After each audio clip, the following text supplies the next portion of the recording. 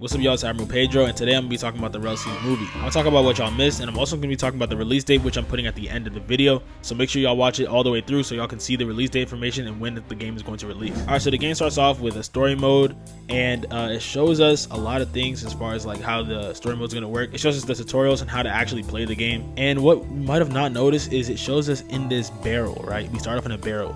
It's similar to what happened to Luffy in the actual anime. But what I remember is that a while ago we got a sneak from this shortcut scene that looked like it was a storyline where we ended up jumping off of a ship into the water. Now my theory is that this is the first scene in the game that then leads to that scene, because that scene starting off that way, it would just be completely, it would be completely weird to just start off when you're already on an island. My guess is that when you jump off of that ship, you might land into a barrel, as the ship did get knocked over a little bit because there was a sea beast attacking. So it makes sense that you land inside of a barrel and then eventually wash up on shore of that island where you get introduced to the tutorial of the game. I feel this is a great way to start, as it catches the viewer's attention and kind of keeps you I don't know the word to use, but like keeps you locked in basically, bro. As you can see in these boss fights, you can see the player fighting against this lion boss. What I do notice is that this lion boss has this specific animation that you use when you like tackle it, kind of like you jump on top of his head.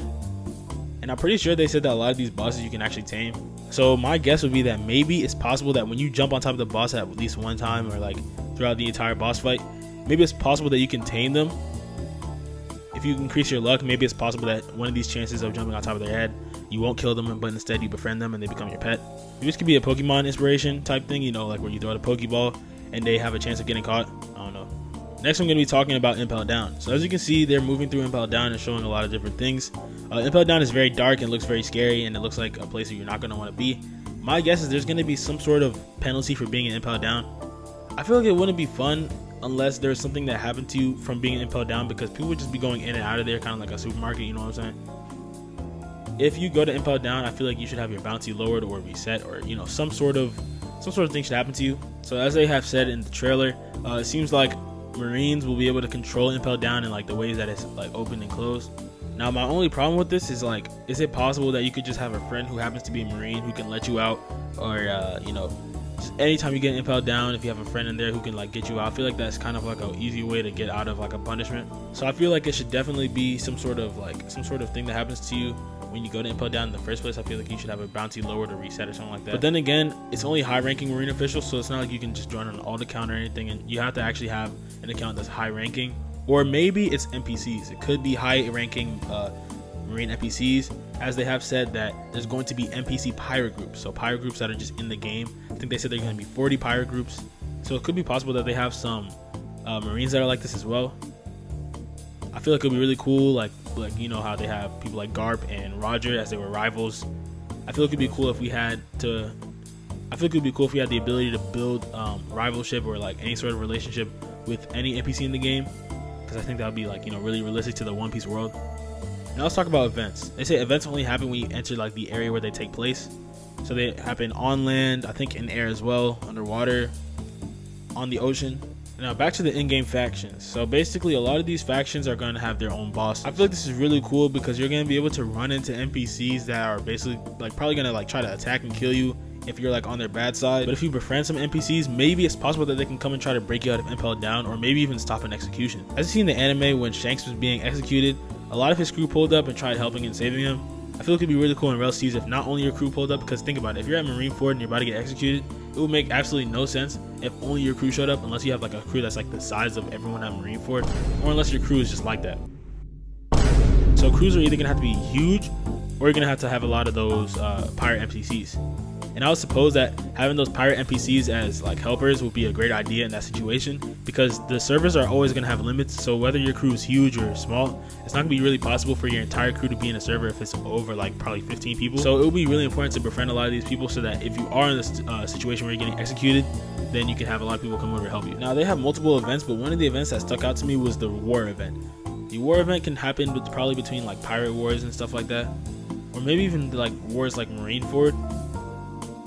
They also mentioned something about raid events. I feel like raid events would be really cool. As we saw in One Piece, there was the raid on Onigashima, or where Wano was. I feel like that was a really cool arc where you got to the top of Onigashima, or like roof piece or whatever it's called. I feel like doing a raid on bosses or other crews, NPC crews like that, would be really, really cool.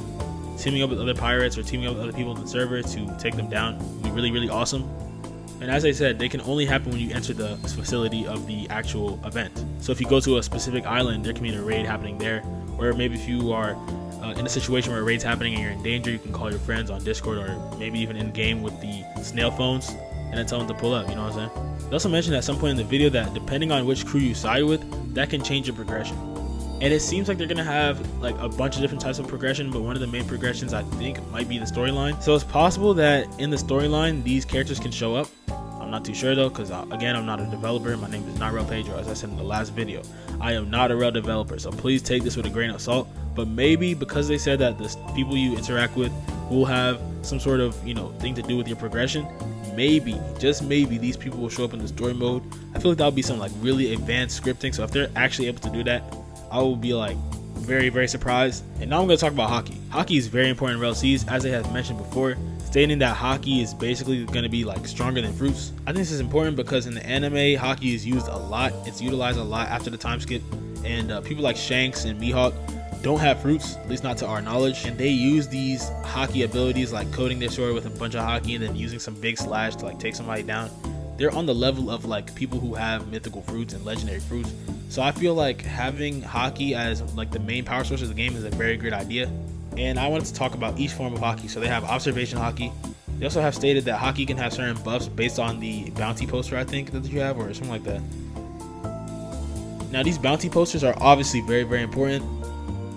And I love this method because it makes it so that no one can have the same build as you. Well, not no one, but it's going to be very hard for you to have the same build as someone else, because you're going to have to get all the posters. You're going to have to get the same exact stats, the same weapons, the same fruit. You know, it's not going to be really easy to find someone with the same build, the same look, the same anything as you. But yeah, observation HAKI is very cool looking.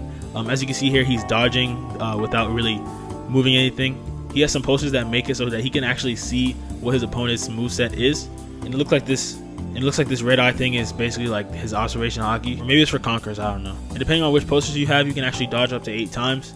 Now this might not even be the strongest poster. There could be probably like better ones than this one. So if someone puts all their stats into HAKI and all their posters into observation HAKI, it's possible that people could be, you know, just moving around like Katakuri from One Piece. Next I want to talk about Buso HAKI. Now Buso HAKI is the HAKI that basically everyone in One Piece has. So I like that they made it look unique. In One Piece, typically you just see people's arms or parts of their body turn black, and I'm not gonna lie, it was always kind of trash to see that. So I'm really happy they did something different. As you can see here, they have different HAKI patterns. They have a lot of different HAKI patterns. They have a lot of different HAKI colors and stuff. I feel like it's really cool that they did this, because I don't know if y'all know this, but my favorite color is purple. So I'll be able to change my HAKI color to purple. You can also change the placement of your HAKI. So if you want your HAKI on your left arm, or if you want it on both of your arms, you could do that. I think you have it on your chest and stomach too, or maybe even your legs, most likely. And it looks like you can do it anywhere.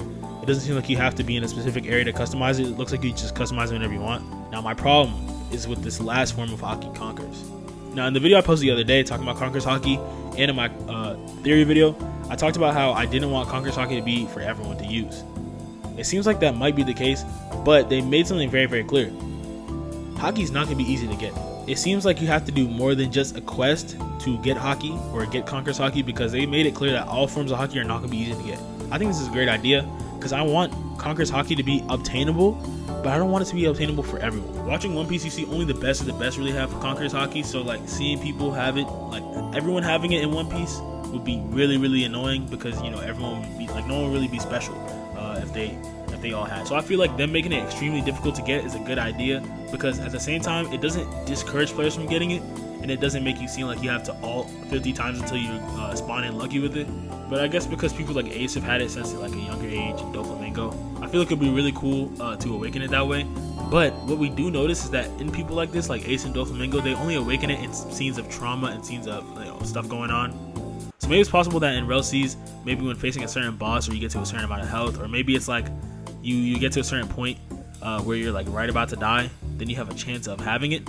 Maybe that happens if you increase your luck. I'm not sure though. But now finally we're at the end of the video where I'm going to talk about the release date. Now the release date for Rell Seas that we've been waiting for years has finally been confirmed, and is going to be in December.